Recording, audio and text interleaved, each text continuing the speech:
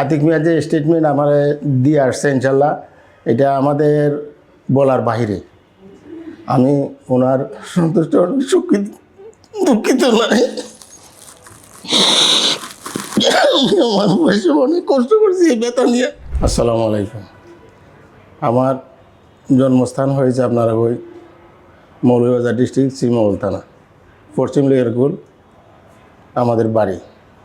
আজ থেকে বিগত প্রায় 10 বছর যাবৎ এই রোগ নিয়ে আমি ভুগতেছি।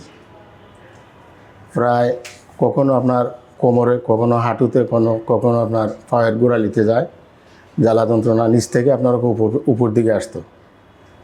তাই আমি আপনারা ওই বহু ওষুধ পাত্র খাইছি, আপনারা ওই ব্যথার ওষুধ অনেক খাইছি, কিছু আপনার কাজ হয় না। এখন বর্তমান অবস্থায় আজকে প্রায় 3 মাস যাবৎ ওষুধও কাজ করে না, এমন অবস্থা হয়েছে, ব্যথার ওষুধও কাজ করে না। এখন আঙ্কেল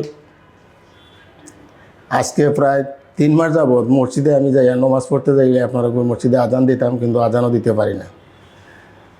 আর জামাতে নমাজ পড়তে হইলে আমি টুলে বসে নমাজ পড়তে হয়।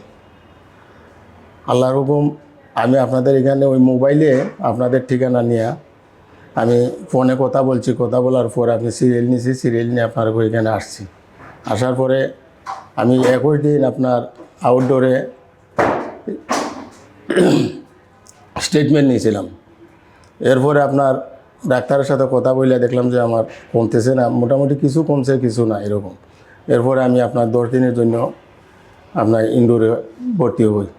ভর্তি হওয়ার পরে আমি ইনশাল্লাহ আল্লাহর দোয়ায় যে জায়গাতে আমি দাঁড়াইয়া নামাজ পড়তে পারতাম না, এখন দাঁড়াইয়া নামাজও পড়তে পারি, বা দাঁড়াইতেও পারি, বসতেও পারি, হাঁটতেও পারি। আগ থেকে অনেক ক্লিয়ার ইনশাল্লাহ। এই পর্যন্তই আমার কথা। আসসালামু আলাইকুম।